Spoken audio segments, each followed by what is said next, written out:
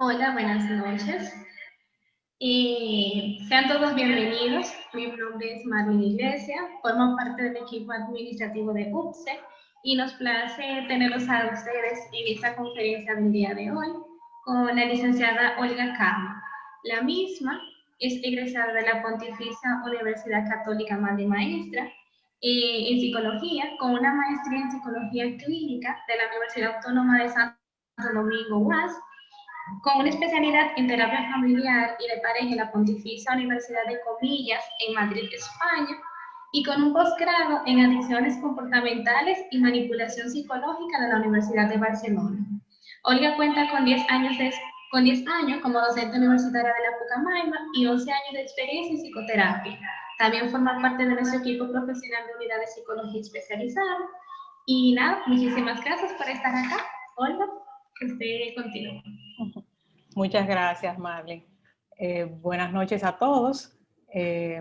Agradecida porque estén aquí y de poder compartir en esta oportunidad este tema que me parece a mí tan importante en la actualidad. Desde siempre lo ha sido, pero actualmente mucho más importante, ya que es una realidad que se está acercando mucho a nuestra sociedad, a nuestro país. Principalmente estaré hablando en un inicio de lo que son las adicciones. Voy a contextualizar un poco de manera que podamos distinguir el concepto de un uso problemático o de abuso, porque puede haber algunas, digamos, pueden surgir ciertas inquietudes en el sentido de las adicciones comportamentales, las nuevas. ¿Cuándo es adicción? ¿Cuándo es un uso problemático? ¿Cuándo es abuso? Entonces voy a estar contextualizando un poco el concepto de adicciones. Luego voy a pasar a también aterrizar qué está surgiendo, qué está emergiendo en términos de adicciones y qué está afectando directamente Latinoamérica y nuestro país. Y finalmente vamos a estar hablando de prevención. ¿Qué debemos tomar en cuenta desde la escuela, la familia y la sociedad para que podamos enfrentar esta problemática desde sus inicios?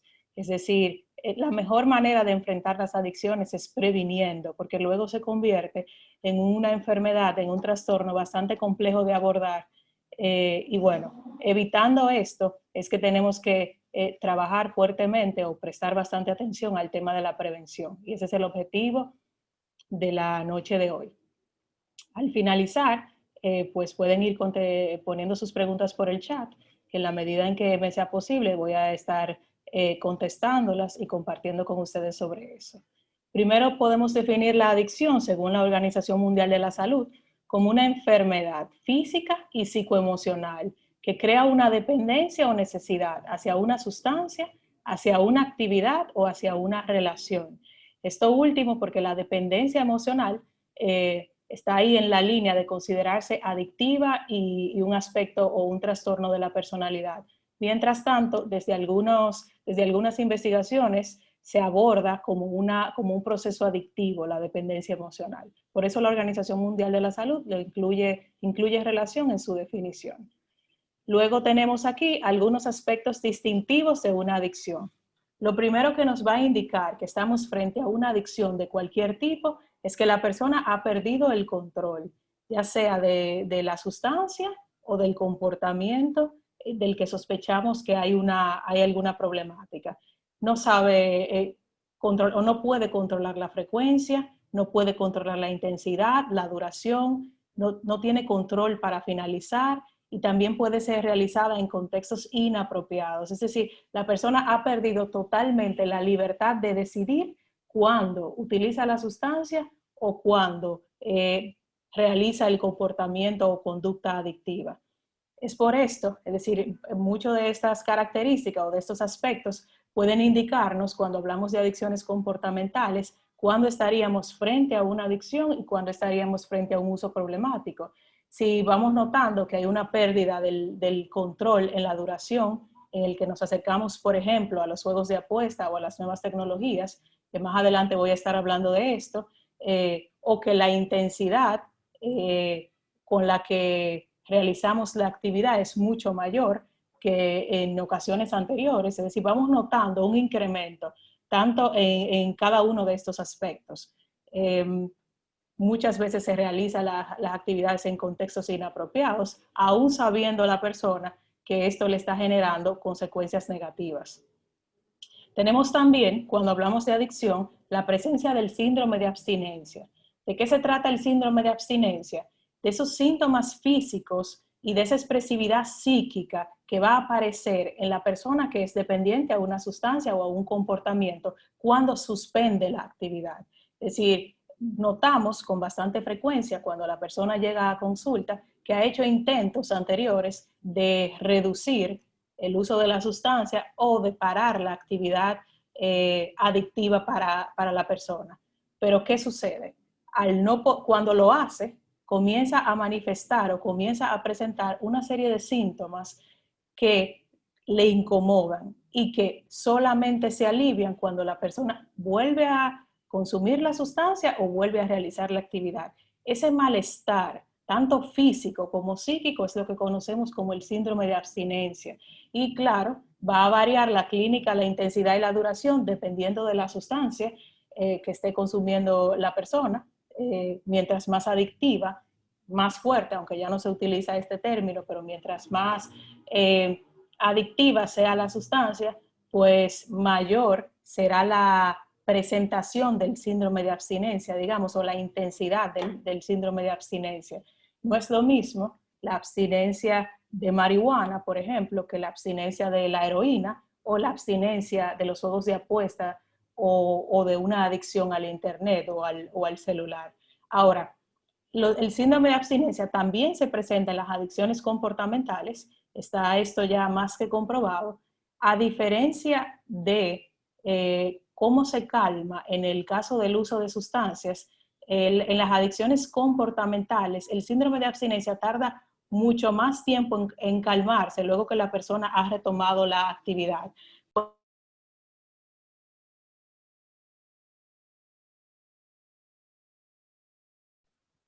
Una persona que tiene una dependencia a los juegos de azar, luego de, digamos, unos meses de abstinencia o un mes de abstinencia, si sucede una recaída, es muy posible que esta persona pueda durar varios días jugando hasta que este síndrome de abstinencia se calme, a diferencia de la presentación que se da en una persona adicta a sustancias, donde el síndrome de abstinencia puede calmarse, inmediatamente la persona toma una dosis de la sustancia.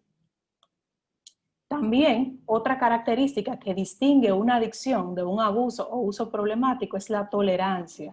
En este caso, se trata de que la persona comienza a incrementar la ingestión de la sustancia para obtener el mismo efecto que tenía al principio.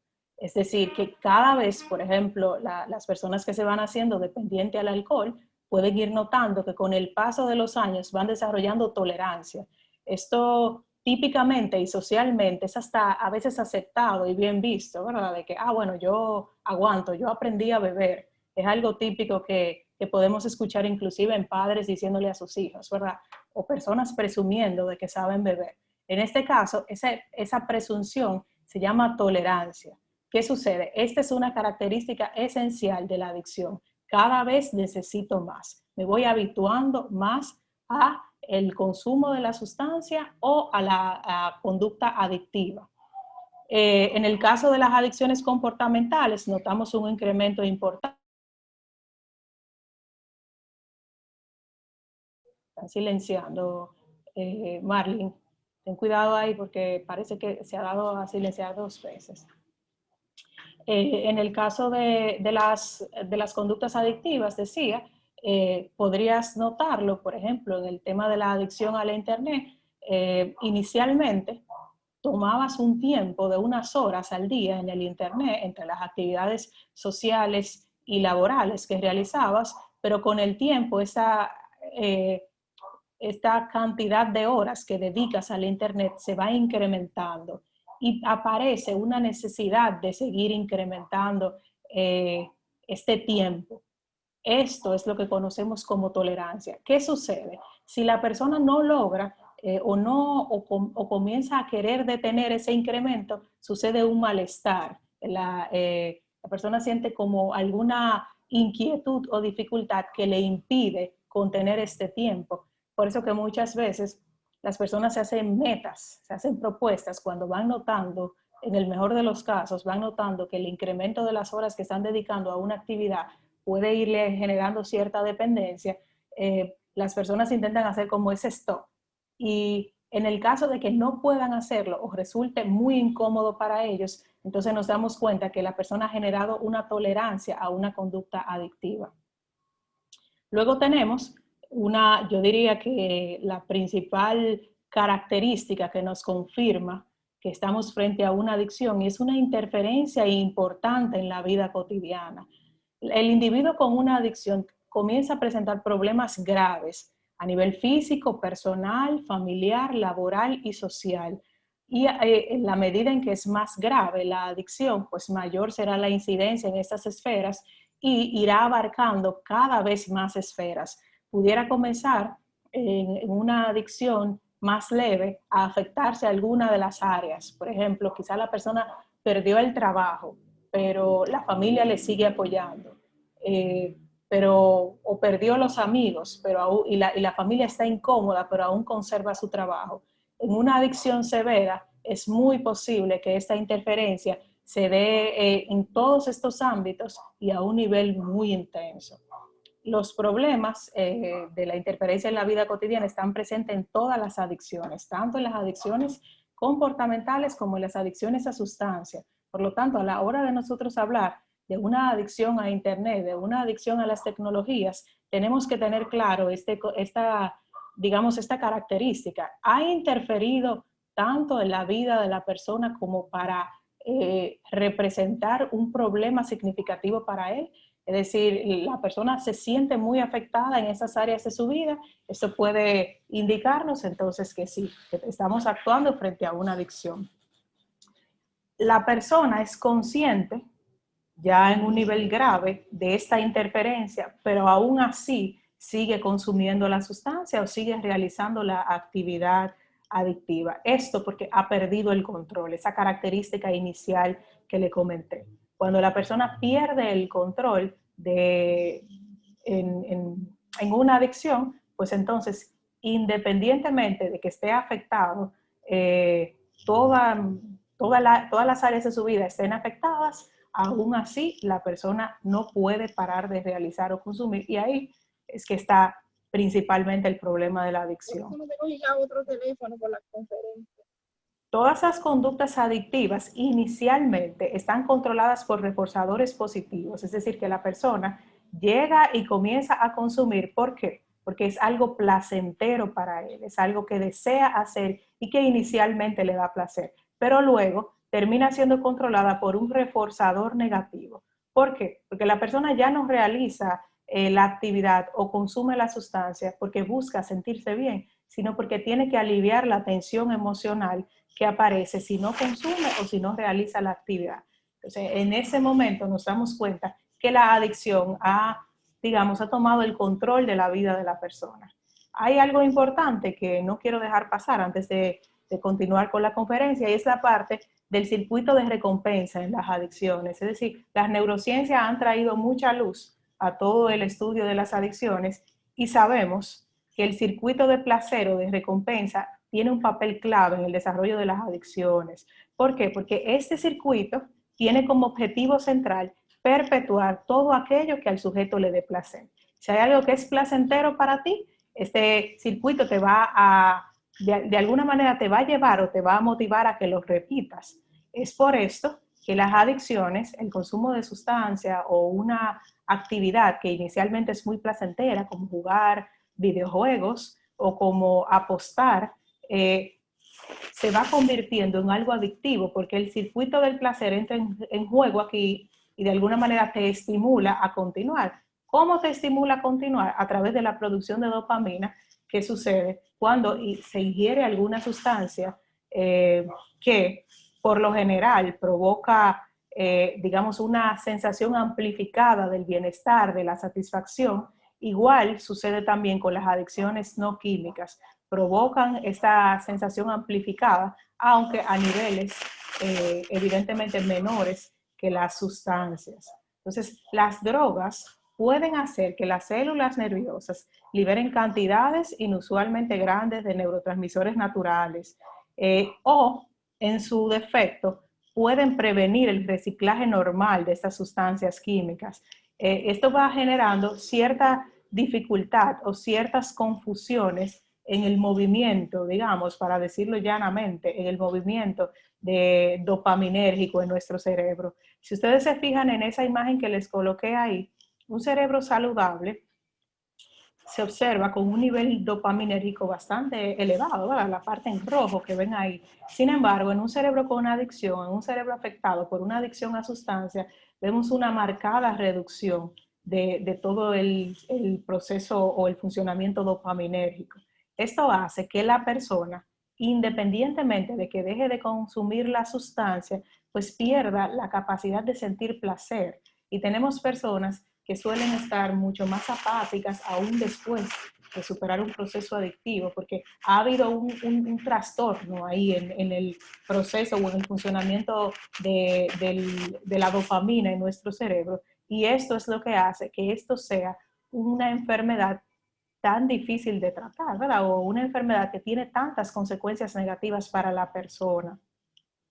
¿Qué sucede? ¿Por qué hablamos de prevención? Porque los adolescentes están en un riesgo muchísimo mayor que las personas adultas de desarrollar adicciones, porque hay aspectos neurobiológicos involucrados y también hay aspectos motivacionales o emocionales. ¿Qué sucede? Se sabe al día de hoy que el cerebro no está completamente desarrollado hasta los 24 o 25 años.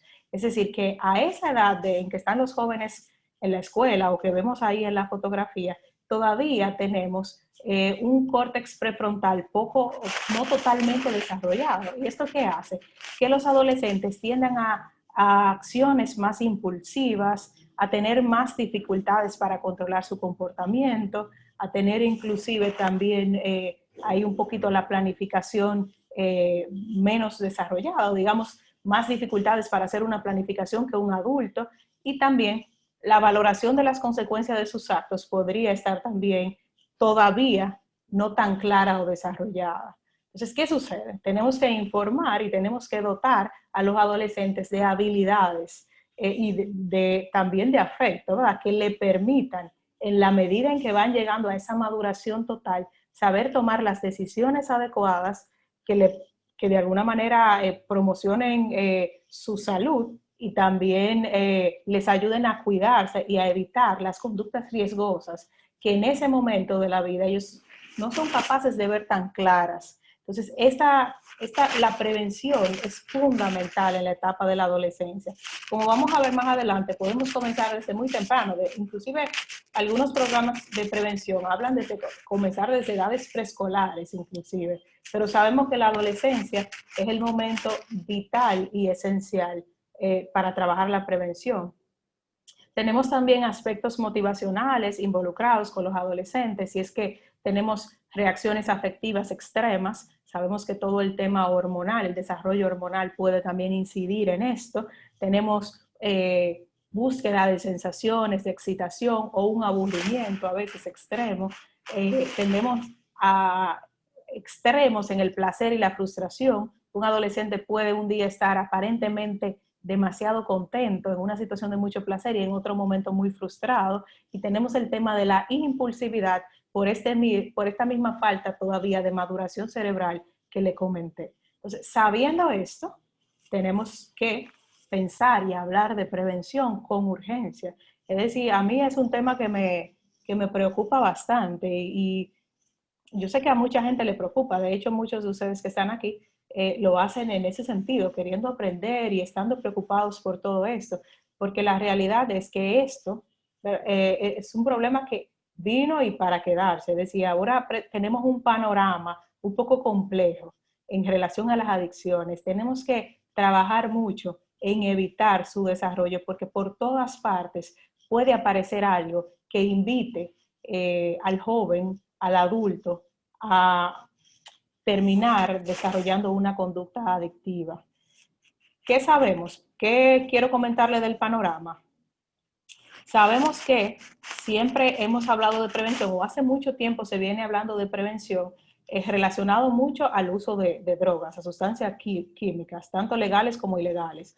Hablamos de alcohol, hablamos de tabaco, de cocaína, más recientemente de marihuana, es decir, estamos hablando de sustancias químicas, pero en la actualidad hay otras problemáticas que requieren también que dediquemos tiempo a analizar y a trabajar en su prevención. No tenemos digamos, una literatura o un discurso tan desarrollado o inclusive tan adaptado a cada una de las sociedades y sus particularidades.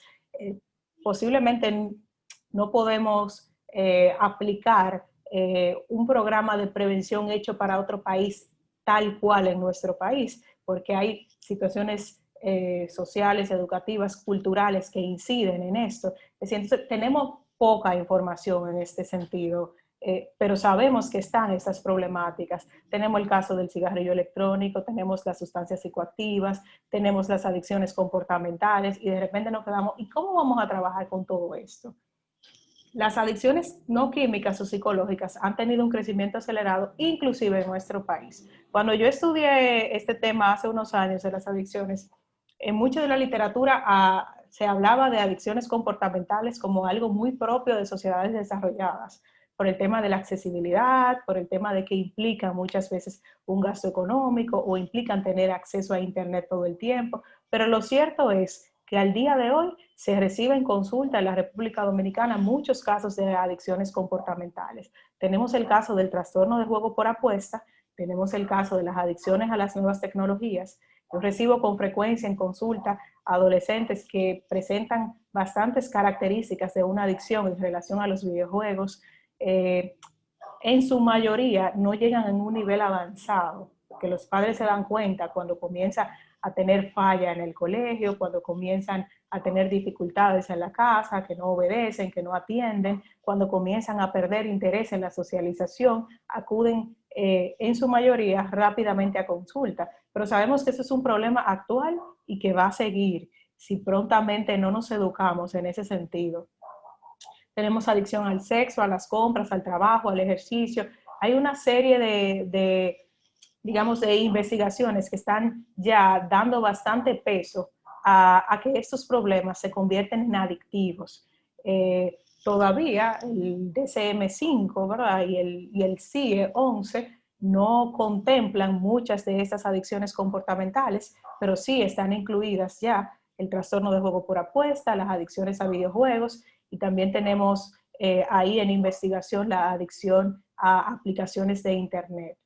Estas problemáticas son un problema de salud pública ya. Es decir, ya esto está generando dificultades, está generando falta de atención en las escuelas, está generando problemáticas en la familia. El trastorno de juego por apuesta, no sé si alguno también trabaja con esto, pero está generando muchísimos problemas en ciertos niveles de nuestra sociedad. Yo diría, bueno, en todos los niveles, pero afectando mucho más a una parte de la población que también le voy a comentar un poquito más adelante. ¿Qué sucede en el juego, con los juegos por apuesta?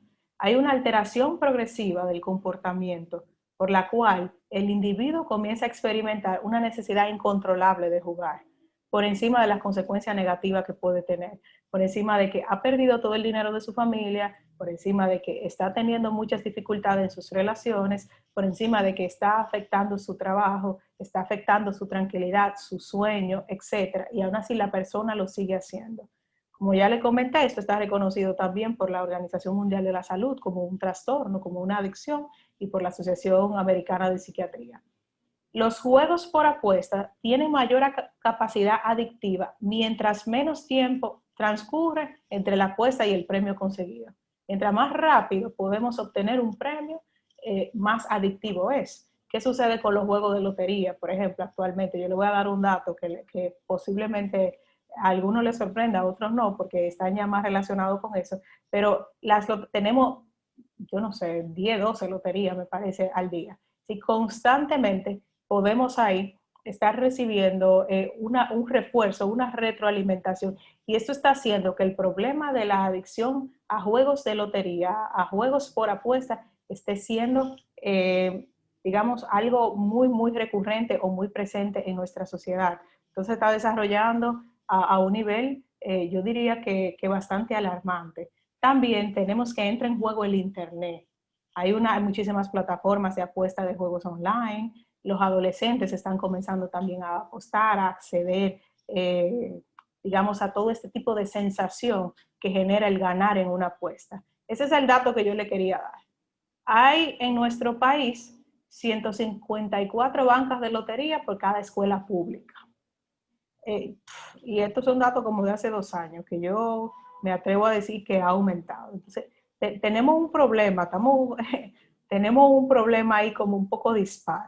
Tenemos muchísimo, por un lado, muchísimas bancas ofreciéndonos un aparente cambio de vida, un aparente logro, y tenemos muy pocas escuelas. Entonces, tenemos un reto grande también con la prevención, con la adicción al juego de lotería. De hecho, a mí me sorprende bastante cuando recibo a los pacientes con este tipo de problemas. Me sorprende que muchas veces mandan a niños a jugar. Los niños, sí, es como medio aceptado que los niños vayan a la banca y también jueguen. Esto es algo como familiar, una dirección familiar, y es sumamente adictivo todo esto, independientemente de que la gente al final pierde muchísimo dinero, está siendo un problema. Tenemos también las adicciones a las nuevas tecnologías, que como le dije, aparecen cuando hay un uso excesivo asociado a la pérdida de control.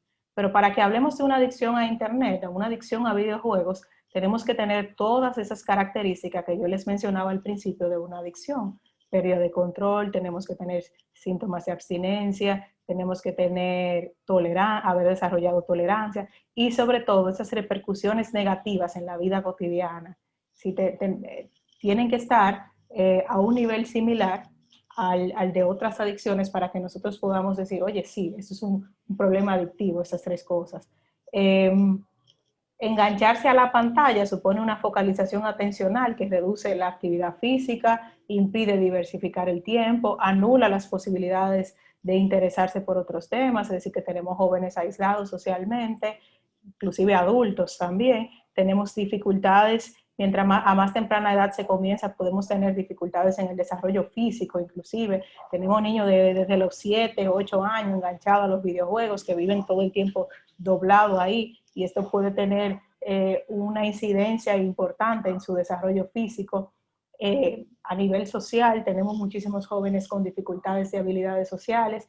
Esto también nos está afectando actualmente, y aunque todavía en nuestro país parece algo controlable y no tan frecuente, tenemos que trabajar desde ahora en prevención para que verdaderamente esto no llegue a ser un problema tan grande como lo está haciendo en sociedades orientales, por ejemplo.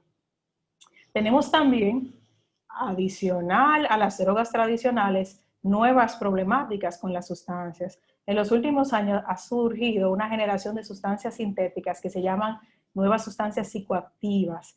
¿Cuál es la dificultad en el abordaje preventivo con estas sustancias? Que emergen muy rápido, por eso se le conoce como drogas emergentes.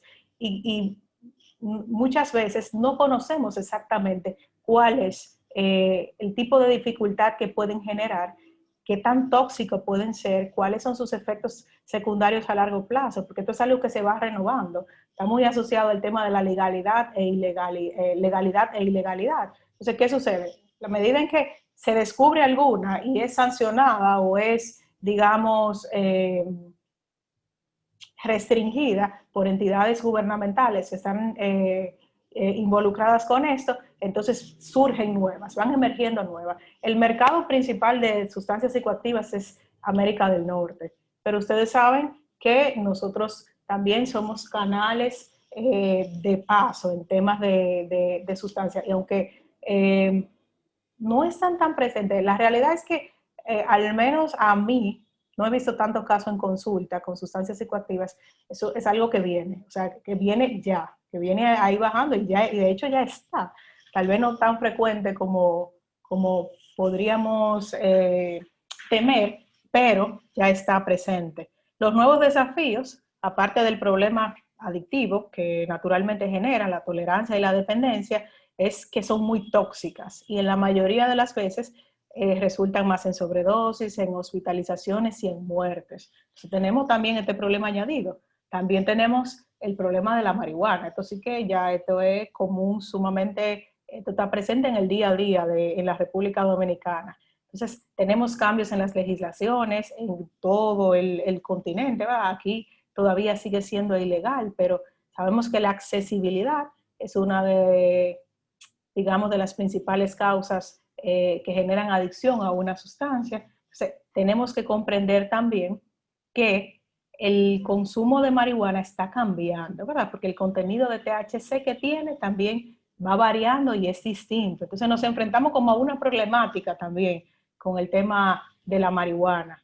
Yo he recibido casos en consulta, temas de jóvenes con sobredosis, con intoxicaciones por marihuana que al final terminan generando inclusive alguna desconexión de la realidad, psicosis, etcétera. Entonces, eso es un problema. Claro, mientras más jovencito comienzan, no es la norma, pero mientras más jovencito comienzan, mayores son las dificultades que pueden aparecer asociadas al uso de la marihuana. Tenemos también el problema de los psicofármacos. ¿Qué sucede con los psicofármacos? Su consumo se ve como algo normal, la gente puede acceder a ellos en la farmacia, cómodamente. Lo que se ha estudiado, un poco de lo que yo sé en relación a esto, es que las mujeres aparentemente muestran mayor vulnerabilidad por el tema del dolor, la sensibilidad al dolor de las mujeres y con la frecuencia en la que pueden consumir tal vez medicamentos. Sabemos también que el acceso es fácil a bajo precio y que son más adictivos cuando se varía la forma en que fueron, cómo se toman y cómo fueron recetados. Hay una diferencia en esto. Por ejemplo, romperla, aspirarla, inyectársela. Esta práctica puede poner en riesgo la vida si mucho más fácil si la acción de la píldora es prolongada. ¿Qué sucede también con esto de los psicofármacos? Es como ahora cada vez más frecuente que la gente esté con temas de estrés, temas ansiosos, temas físicos y que acuden mucho más fácil al uso sin receta. Adicional a esto, sabemos que en República Dominicana la gente tiende a variar las recetas.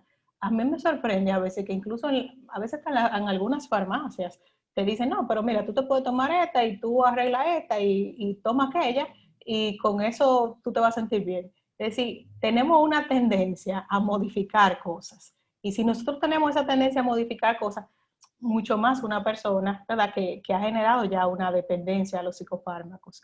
Entonces, tomando en cuenta todas estas problemáticas que serían un tema, cada una por su cuenta, serían un tema para una charla, nosotros tenemos que hablar de prevención, ¿verdad? Tenemos que hablar de prevención porque tenemos consecuencias importantes. En las adicciones a sustancias tenemos problemas familiares, relacionales y sociales, como sabemos, pero a nivel individual tenemos alteración del humor, ansiedad e insomnio, tendencia al aislamiento, problemas respiratorios, desajustes neuroquímicos, problemas cardiovasculares, defectos en el embarazo.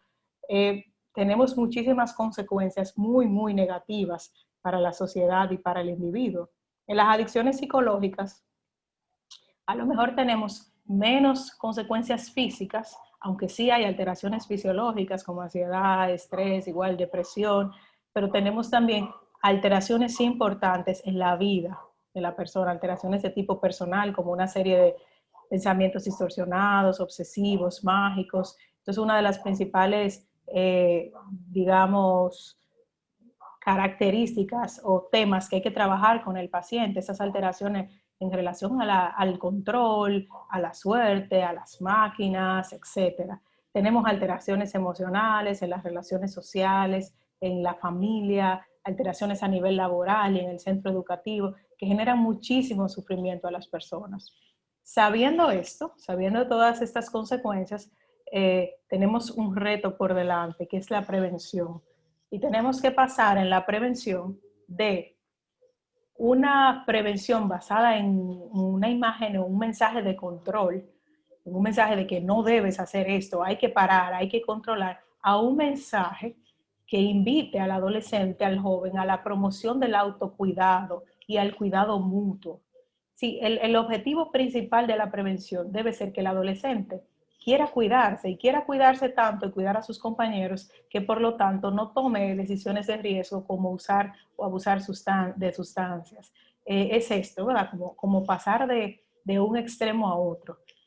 Actualmente tenemos un aumento en los factores de riesgo también porque hay mayor tolerancia social a cualquier tipo de adicción, es decir, inclusive al abuso de sustancias, hay cierta tolerancia. Hay una menor percepción de riesgo de parte de los jóvenes y la gente porque no tenemos información, se accede a muy poca información y tenemos mayor accesibilidad. Entonces, esta ecuación, por donde sea, dará un aumento del consumo. Tenemos un aumento del consumo porque se ha demostrado que a medida que disminuye la percepción de riesgo, aumenta el uso de drogas. Igual, tenemos adicciones socialmente aceptadas, como las comportamentales, donde la gente no trabaja en prevención porque es aceptado. Es aceptado comprar mucho cuando te sientes deprimido, es aceptado jugar para dispersarte, para divertirte. Inclusive, ¿verdad? Tomar alcohol es socialmente aceptado, inclusive en exceso, porque la gente tiene que celebrar y estar contento. O fumar para relajarme. O por ejemplo, trabajar mucho o tener muchas parejas, etcétera. Socialmente hay como cierta tendencia a aceptar los excesos, a aceptar los extremos, todo en justificación de que la gente se sienta aparentemente bien. Tenemos un consumo cada vez a edades más tempranas que también va a generar o está generando muchísimas otras problemáticas. En República Dominicana tenemos algunos retos que superar para la prevención.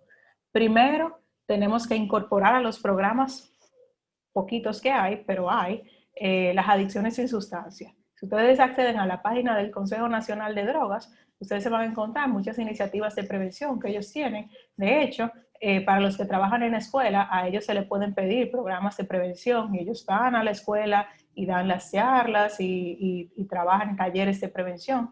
Ellos tienen ahí todo el trabajo que han hecho a lo largo de los años, pero uno de los retos está el incorporar las adicciones sin sustancia.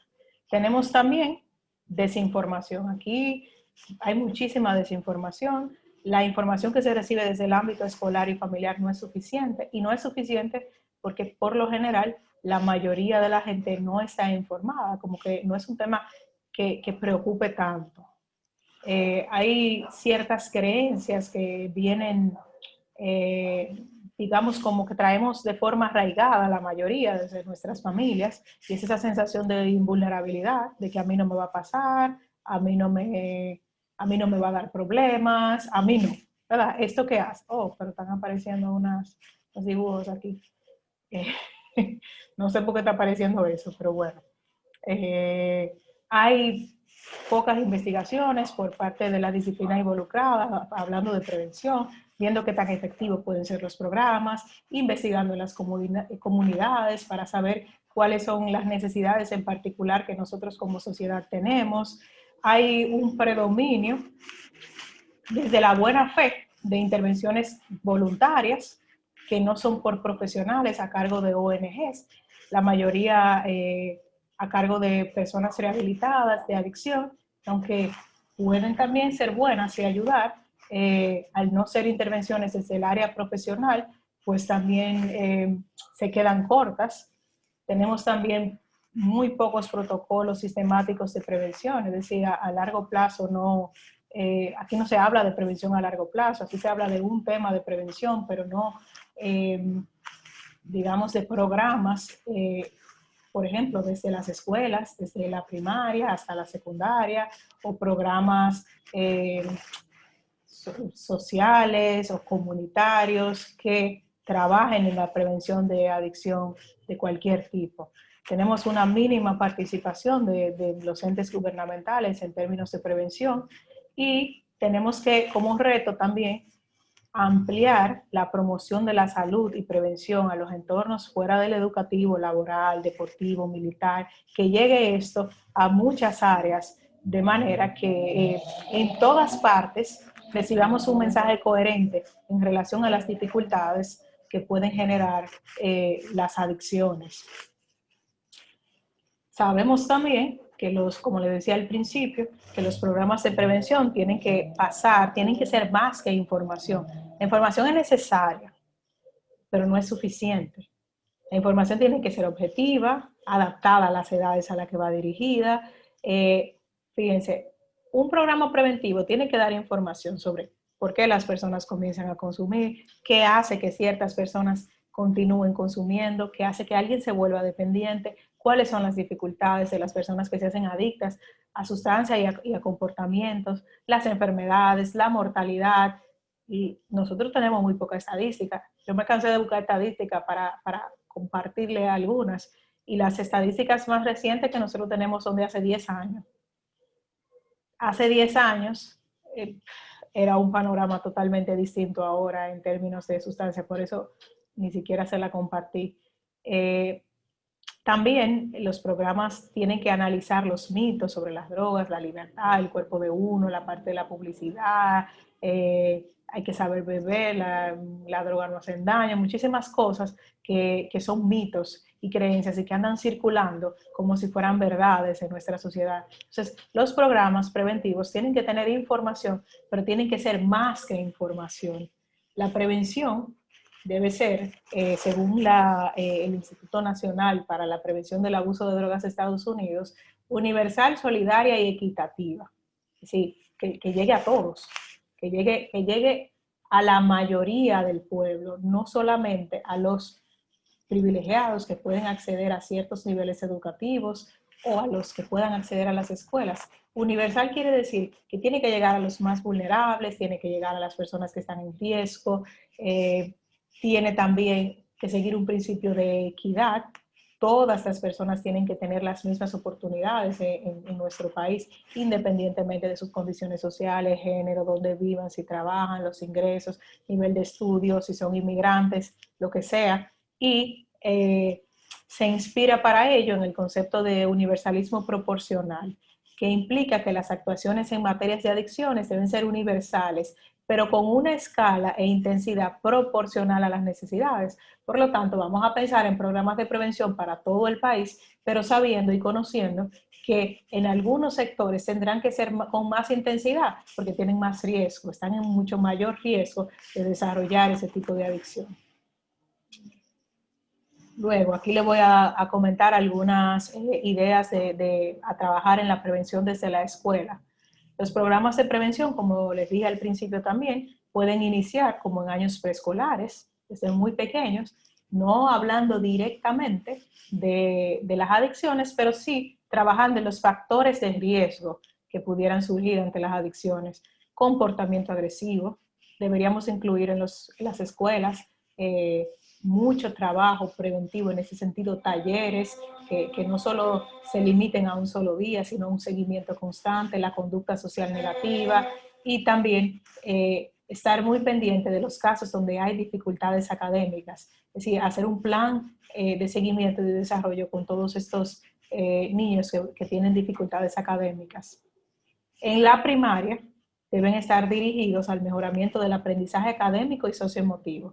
El aprendizaje académico porque el bajo rendimiento académico y las frustraciones pueden llevar al posterior uso de sustancias como estrategia de afrontamiento de estos problemas. La educación tiene que enfocarse en las siguientes habilidades: autocontrol, conciencia emocional, comunicación y solución de problemas sociales. Muy bonito todo el trabajo que se puede hacer en la primaria en este sentido y todo lo que puede surgir de los niños y todo lo que pueden aportar. Ya en la escuela media, secundaria, deben aumentar la competencia académica y social a través de reforzar hábitos de estudio y apoyo académico, con el objetivo de que se sientan mejores consigo mismos, más conformes, menos frustrados. La comunicación, vamos a ver ahora esto que tiene mucho que ver con la familia, las relaciones con los compañeros, autoeficacia y reafirmación personal, habilidades de resistencias. Es decir, específicamente tiene que haber programas para que los jóvenes sepan decir que no al uso de sustancias, y para que sepan decir que no, tienen que conocer, tienen que estar sumamente informados sobre a qué están diciendo que no. En la medida en que el joven se empodera con información, es capaz de decir, oye, no, yo te digo que no, porque esto hace esto, tiene tales consecuencias, etc. Si los jóvenes no saben, como sucede con la mayoría. De hecho, jóvenes, independientemente de que tengan un aparente nivel educativo alto, tienen mucha desinformación en relación a las sustancias y por lo tanto prueban habilidades para la vida, habilidades sociales, la capacidad de relacionarse con los demás, el refuerzo de actitudes antiadictivas, un fortalecimiento del compromiso personal directamente contra las adicciones. Sí, hay que hablar del tema. Yo creo que hay como mucho mito todavía a esta altura para hablar del tema. Es decir, como que no se puede hablar tanto de esto. Lo mismo que sucede con muchos otros trastornos psicológicos, no se debe hablar de esto, porque pareciera que hablar de esto pudiera reforzar, y es todo lo contrario. Los programas de prevención también, para que den resultados, tienen que ser a largo plazo, con intervenciones que fortalezcan las metas originales de prevención. Se habla, por ejemplo, en muchos programas que he visto, de hacer, digamos, formaciones interanuales, es decir, que los chicos en las escuelas en un año sí, en un año no, vayan recibiendo formación. Son más efectivos cuando no son una charla como esta que está sucediendo aquí, sino que se emplean técnicas interactivas, discusiones grupales, jugando a desempeñar el papel de los padres, haciendo como role-playing, buscando la manera de, a través de un modelado, poder practicar conductas en las que ellos digan que no a las decisiones de riesgo y aparte de esto puedan practicar el empoderamiento que tienen sobre la información. Hay que promover programas en donde ellos sientan que pueden incidir en su comunidad, que pueden elaborar póster, pueden hacer públicos sus trabajos, es decir, que ellos sientan que todo esto que van aprendiendo aquí en la escuela puede tener también un impacto a nivel social. Luego también desde el NIDA, Estados Unidos, desde el Centro de Prevención de Abuso de Sustancias norteamericano, nos dan también algunas pautas, corregir las correcciones erróneas sobre prevalencia de consumo.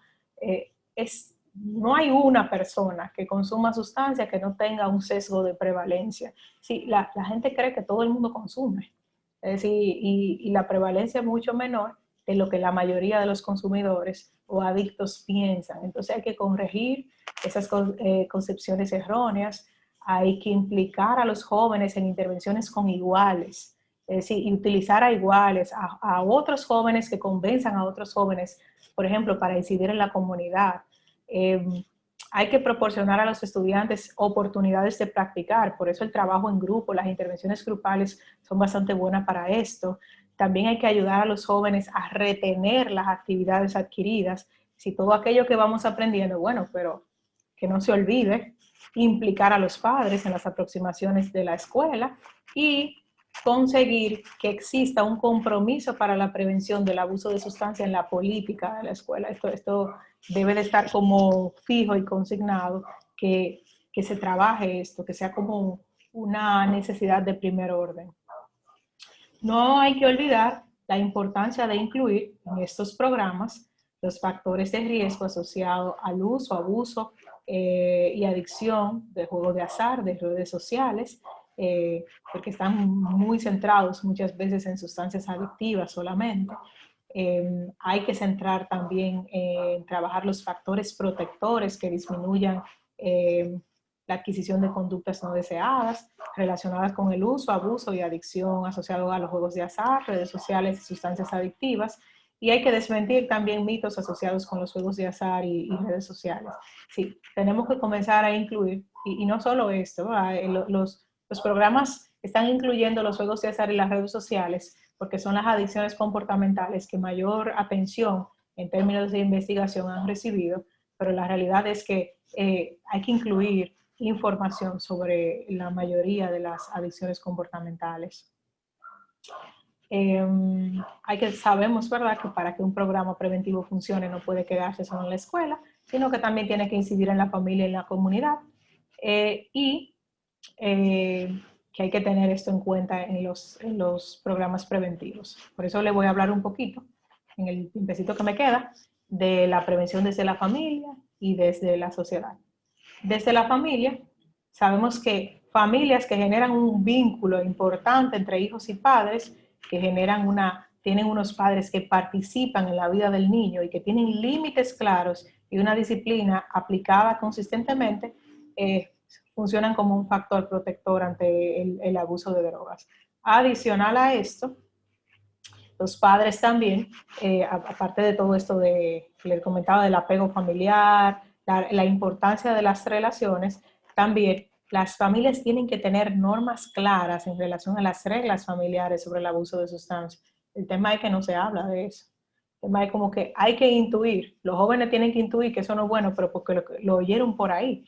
Pero son muy pocos los padres que hablan desde la información y no desde el control. Es posible que algunos padres digan, mira, cuidado con quién tú te juntas y lo que tú haces, pero es como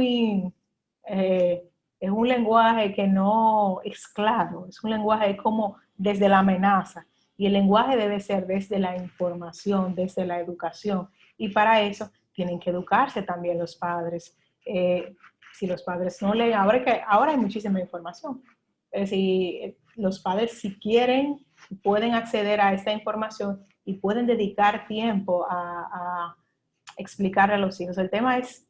El reto es que los padres consideren importante esto, que consideran importante que sus hijos no consuman drogas, pero no consideran importante educarlos e informarlos muchas veces, algunos sí, muchas veces en ese sentido.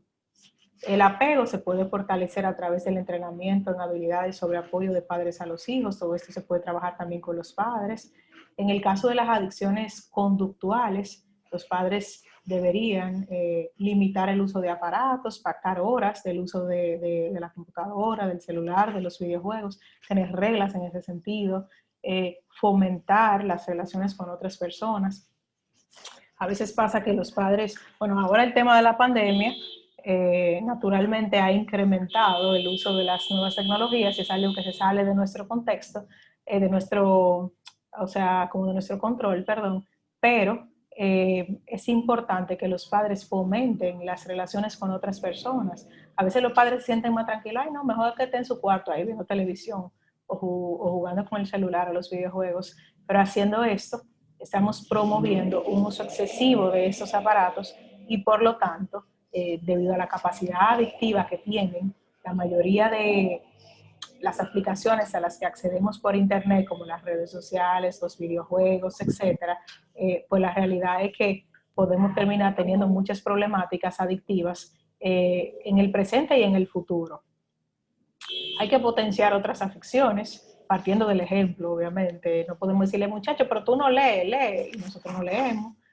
Actividades culturales, estimular el deporte, las actividades en equipo, el desarrollo de actividades grupales, temas sociales, de voluntariado, solidarios, estimular la comunicación y el diálogo en la propia familia. Y hay que tener normas claras en relación al uso de la red. Pero primero tenemos que saber nosotros qué tan claros tenemos el uso de la red. Es decir, yo diría que el reto primero es que los padres sepamos hasta dónde vamos a prevenir esto, es decir, entendamos que esto verdaderamente puede ser una problemática. Yo creo que estamos ahí todavía un poquito cortos. Los padres tienen que procurar siempre en la familia para la prevención de adicciones de cualquier tipo, dar un ejemplo coherente con lo que yo quiero que haga mi hijo. Yo no quiero que mi hijo se exceda en el alcohol, pues yo no me excedo. Es decir, yo doy un ejemplo en ese sentido. O si me excedo un día, yo doy el ejemplo de que otra persona maneja o de que en ese momento no asumo responsabilidades porque estoy excedido de alcohol. Establecer normas claras en todos los sentidos. Expresión de amor de forma clara y directa. Eso es muy importante en términos de prevención. Que el joven sienta que puede y que tiene en quién refugiarse, que se puede refugiar en sus padres y que tiene la oportunidad de expresar el cariño de forma clara porque lo sabe. No porque intuye que mami me quiere y papi me quiere, no que me intuye, bueno, seguro que papi y mami me quieren porque son mi papá y mi mamá. Es que quede claro.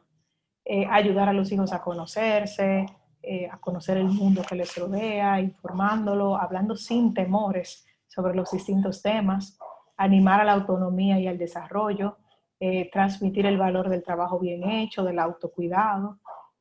Los padres que tienen un plan educativo, es decir, que saben qué quieren que sus hijos sepan y tengan como prioridad en el futuro, elaboran un plan. Ok, aquí se va a hablar en esta casa de adicciones, se va a hablar de género, se va a hablar de ecología, se va a hablar de sentimientos, se va a hablar de ciudadanía, de respeto, de solidaridad. Sí, a veces asumimos como que lo van a saber porque sí. No, hay que educar, hay que informar, porque muchas de estas necesidades no están cubiertas en las escuelas y algunas no tienen por qué estar cubiertas en las escuelas, porque las escuelas no lo tienen que hacer todo. Y también son padres que saben descansar, relajarse, saben enfrentar el estrés de una manera adecuada y por lo tanto modelan esa estrategia de afrontamiento a sus hijos.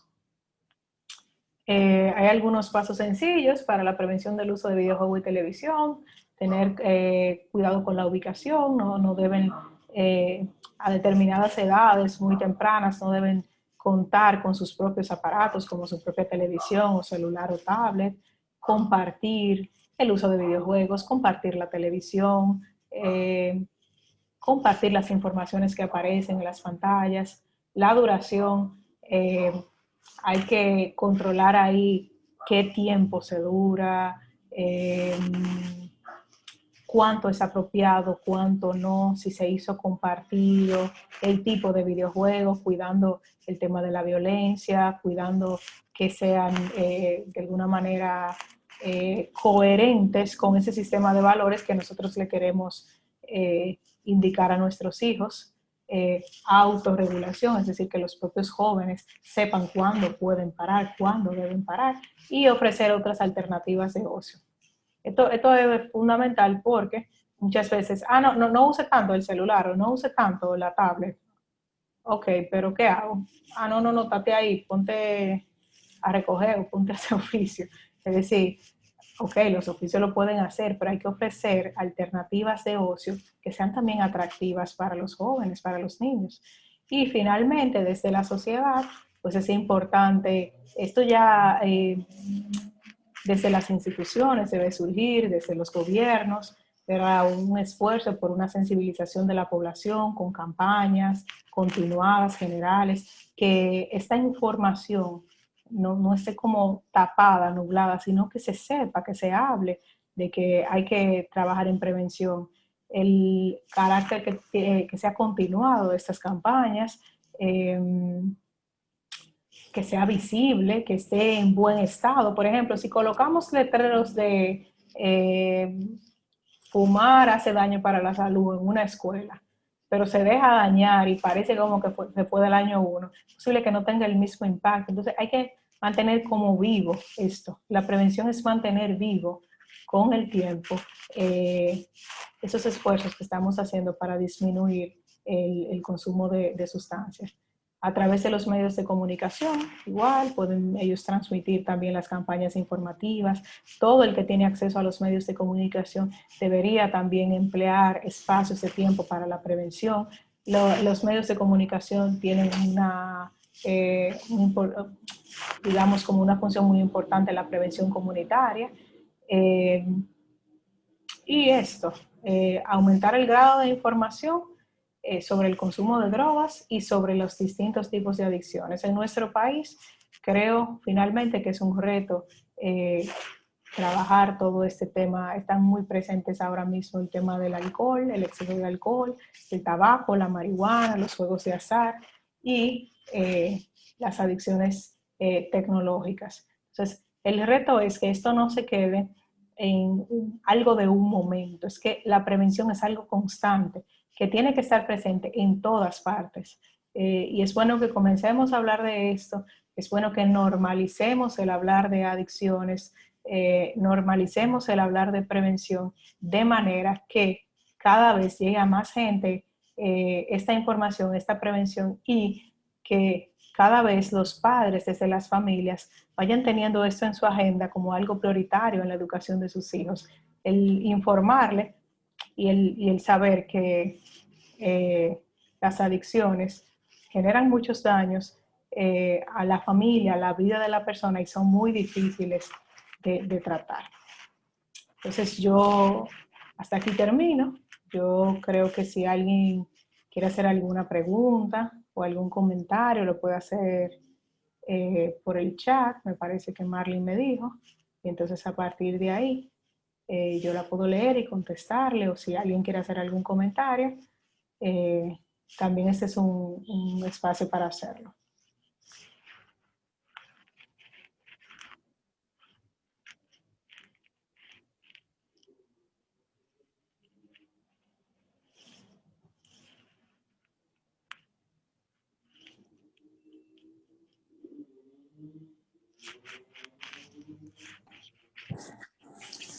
En el chat hay 2 preguntas.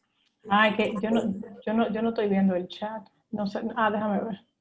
Ahora sí, ahora sí, ahora sí. Ahora sí lo veo. Ok. Tengo 2 preguntas. La primera es que soy estudiante de psicología y siempre me ha llamado el tema de las adicciones. Si me pudiera decir dónde yo puedo tomar curso o lo que sea del tema. Y la segunda es como una ayuda a una persona, cómo uno ayuda a una persona que tiene una adicción pero no lo acepta. Okay. Vamos a comenzar con esa.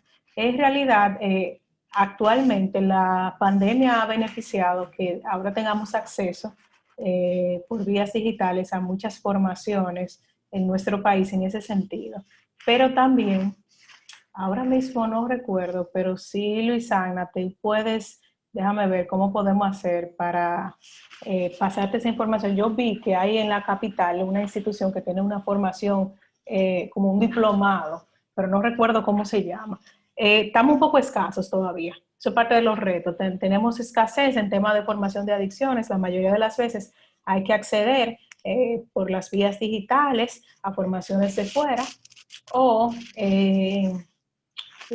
leer bastante sobre esto, esperar que vengan y hayan conferencias. En realidad, si estás atenta, Luisana, a las redes sociales, ahora mismo está incrementando el nivel de formación, porque como es un problema que está siendo, digamos, de mayor incidencia, pues está apareciendo información. Si tú quieres, Luisana, déjame tu correo por ahí por el chat para entonces pasarte la información del diplomado que vi. Porque es bueno, sí, desde que uno es estudiante, irse interesando en algunas áreas y uno también va aprendiendo, se va formando. Si tú puedes, me lo dejas por el chat.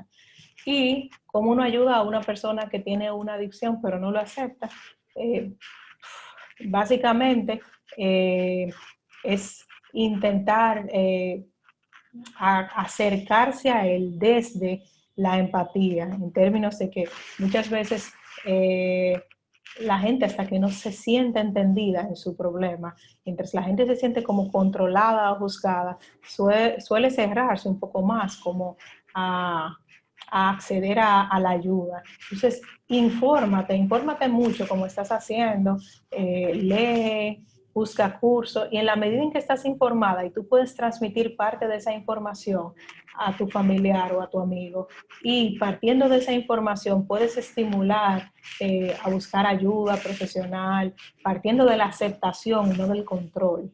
Es como haciéndole saber un poco de las consecuencias negativas que está teniendo esa adicción en la vida de ustedes o en la vida de esta persona. Y en la medida en que la persona te ve empoderada, te ve sabiendo del tema, te ve preocupada por las consecuencias que puede tener para esa misma persona y para el resto de la familia, es mucho más fácil que pueda acceder. Envíale con frecuencia información aceptando que es una decisión de la persona, en la mayoría de las veces buscar ayuda.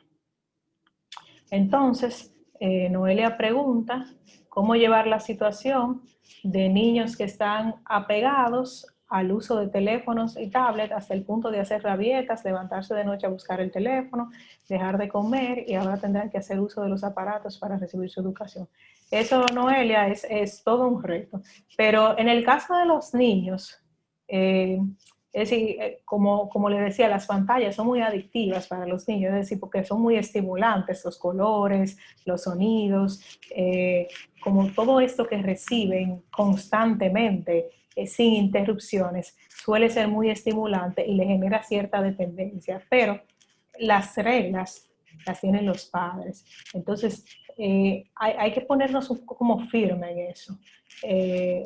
Hay que quitar la tablet, quitar el celular en los horarios en que no lo pueden usar, pero eso es muchas veces implica uno hacer también un sacrificio de no usarlos cuando ellos están cerca y principalmente ofrecer otras alternativas. Ok, no use tanto el teléfono y la tablet, pero ven, vamos a jugar, vamos a leer este cuento, vamos a salir a dar una vuelta a la manzana, al parque. Es decir, cómo organizarse, puede como estructurar un horario que permita que haya un uso, porque la idea en el caso de los teléfonos y tablet y eso, es más bien que se aprenda a utilizar la herramienta. Entonces, vamos organizando cuándo se debe usar y poniendo las reglas claras. Si hay que dejar de usar, se deja de usar y se quita. Van a hacer rabietas, se van a incomodar, eso es normal. Si se levantan de noche a buscar el teléfono, ¿qué hay que hacer? Ponerlo en un lugar donde el niño no pueda acceder, porque al final quien tiene el control es el adulto. Es verdad, porque yo tengo una niña, a veces uno siente que no tiene el control, pero quien tiene el control es uno, en la medida en que uno se va empoderando de eso. Así que esto de poner alternativas, ofrecer alternativas, un poco ahí también pasar más tiempo, más juegos que impliquen estar lejos de las pantallas, sobre todo porque como tú dices ahora también van a tener que estudiar. Es diferente, es decir, lo que se ha estudiado es que el poder adictivo de las pantallas es distinto cuando es dedicado a temas de estudio y a tiempos de ocio.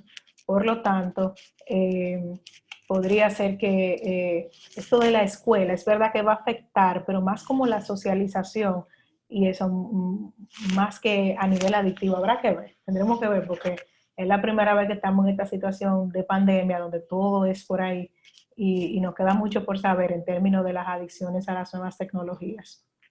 Bien, ahí está el correo de Luisana, yo lo voy a anotar para mandártelo.